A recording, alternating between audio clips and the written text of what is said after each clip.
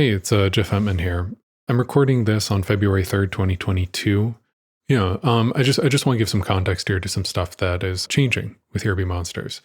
The main thing is that I've decided to remove Here Be Monsters from Spotify.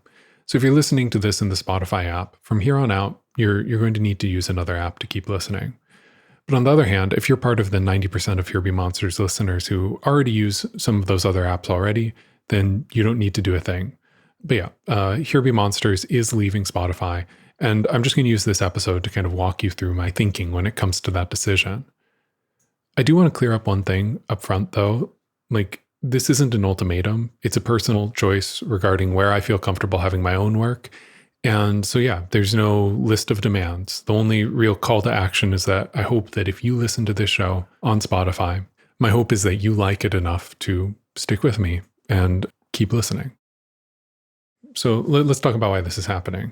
I've been making this show for about 10 years now, since 2012. From the beginning, I always wanted to make a podcast that you can listen to anywhere, that was as absolutely hearable as possible. Back then, podcasting was still fairly new. It still felt new, at least, and everyone was using this open format called RSS to distribute their show. In a nutshell, what RSS is this technology that lets anyone put their own stuff out into the world. And if you put audio into an RSS feed, then you have a podcast. And that's how podcasting works.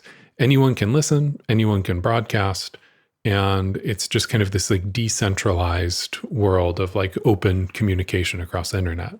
And for the most part, honestly, that's actually still how podcasting works. It's this thing run off of RSS feeds with audio in them.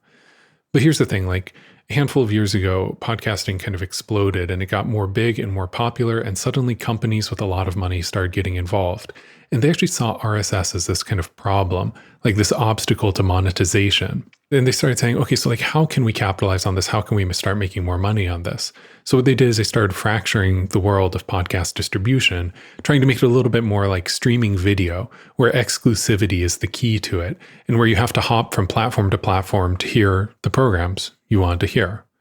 And a lot of people said this was inevitable, that this was just kind of always the path that podcasting was headed towards. And I was always a little bit resistant to that, but truly, I don't know the future. I don't know how these things work. I've only been alive for 30 some years, And so, yeah, I don't know. But what I do know is that Spotify was always one of the biggest proponents of this technique. And when they started dabbling in podcast distribution a couple years back, they started building this closed system that was kind of based off of the same technology that they use for their music streaming services. And this is a closed system, which is capable of ingesting RSS feeds off of the open web, but which redistributes the content in this very different way. And it's something much more akin to a social network than to a traditional podcast app. And so with that shift, they were able to pull stuff from the open internet, move it into their walled garden, and set up this system where to listen to shows, you would have to create an account. And when you signed up for the account, it meant that you agreed to a series of kind of invasive advertising policies and everything else that comes with a social network, because that's fundamentally what Spotify is. It's a social network based around sound. So with this, the early reality of open podcasting was quickly being replaced by this alternate vision of Spotify. And they started buying out podcast studios to bring them into exclusive distribution agreements. And at the time, it seemed like a great business move for them. It was this way of trying to obtain market dominance through exclusivity. Now, personally, I don't like this approach. I really don't. I think it's slimy, but it's valid.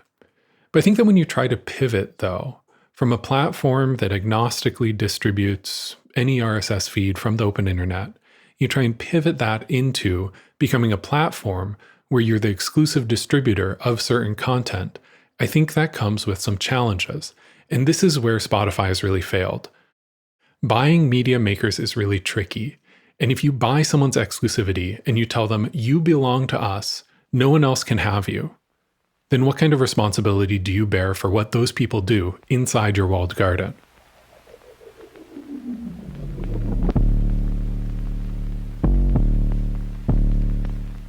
Let's use a metaphor here. And let's say that you really like birds. And you've got a ton of different kinds of birds already, but what you really want is you really want this one kind of bird. You really want a parrot that swears, right? So you go to the pet store and you're like, I would like to buy a swearing parrot. And they say, that's great. here is a swearing parrot that will be $100 million. And you're like, great, here is $100 million. And you take that swearing parrot and you take it back to your house, and immediately it starts cursing out your friends, your family, your parents, your kids, everyone there. And some people think it's really funny and some people are offended. And to the people who think it's really funny, you're like, that's great, I got a swearing parrot. And to the people that are offended, you're like, oh my gosh, I'm so sorry, but that's not my fault. You see, it's not me saying those words, it's the parrot saying those words. And you can't be mad at me for what that parrot does. That parrot is not me. And how could I have ever known that would happen in the first place? Who would have predicted that?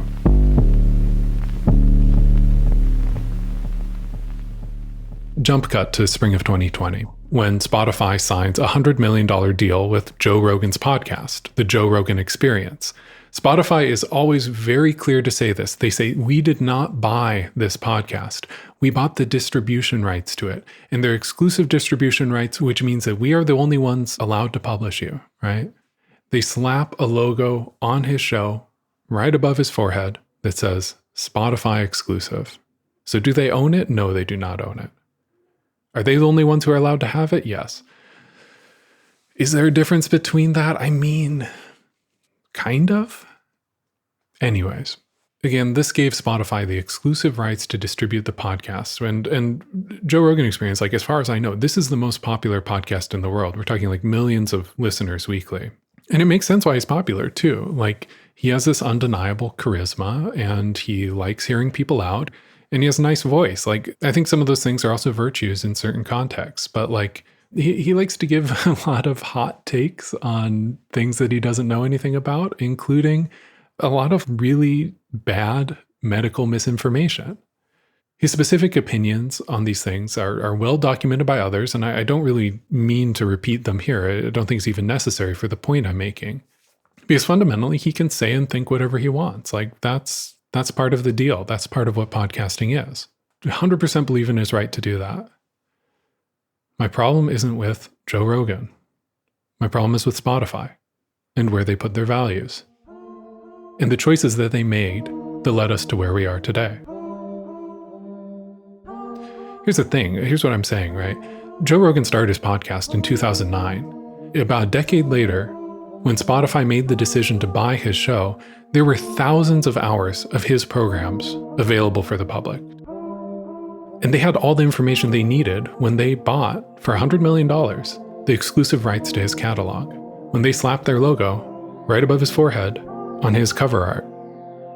And now, today, they're acting all surprised when this billionaire seems somehow a little bit detached from reality.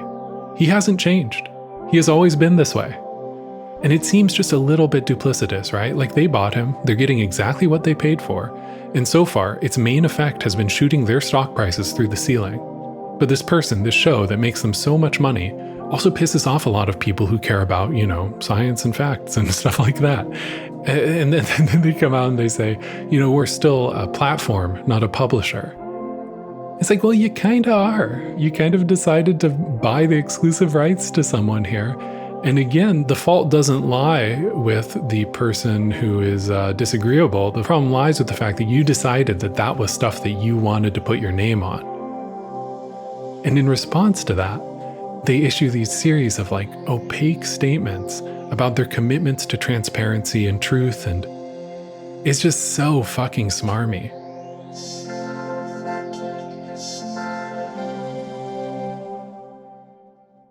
So, in any case, wrapping this back around to Here Be Monsters and why I'm removing it from Spotify.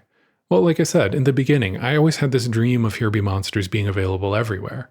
And a couple years ago, when Spotify came around and said, look, our system's a little bit different. We don't use normal RSS like a normal podcast service, but, we have a lot of listeners and we'll get you some new audience. And at that point, that seemed like a fair enough deal and I opted in. And now, just a couple years later, I've realized that I've either indirectly or directly furthered them along their path towards controlling and honestly cheapening the medium that I really love. And for better or for worse, the thing that really woke me up to it was the sound of a free-thinking parrot ricocheting off the walls of a walled garden.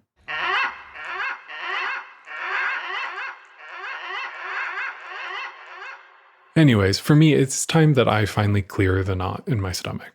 This has been a growing thing for a number of years now, and I'm glad I'm finally pulling the show. So here's the thing. There's like a million podcast apps out there, and you can listen to Here Be Monsters on all of them except one. I can tell you the app I use is called Pocket Casts. It's free. I think I've been using it for like 7 years now, and honestly, it's just really well made.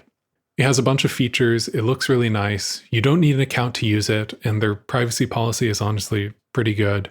And I've actually emailed them a number of times, and they've always been really nice to me. Like, this isn't an ad for Pocket Casts. I just think it's a really good app. There's plenty of other good ones too. Anyways, wrapping this all up, if you listen on Spotify and you don't want to leave, I get it. Listening to stuff on a bunch of different apps is a pain. So yeah, I get it if you want to stay. Truly no hard feelings. But with that being said, if you have questions or like bad feelings about all of this, just send an email or a tweet. The show's email address is hbmpodcast@gmail.com, and the Twitter handle is @hbmpodcast. And that's kind of it. I tried my best not to completely rant at you about podcast distribution technology, and I think I only partly failed at that, so just be glad I didn't read my first draft of this, which was truly insufferable. But if you've made it this far into this absolute essay, I really do appreciate it. I just want to mention 2 things. First of all, season 10 is coming. I'll be announcing it on an episode on the feed on Thursday, February 10th. So look for that announcement in your podcast app. Sorry for such a long wait on season 10. Life has been just incredibly busy for the past 6 months or so. So I'm finally sitting down. I'm finally working on new shows. I'm really looking forward to sharing them with you.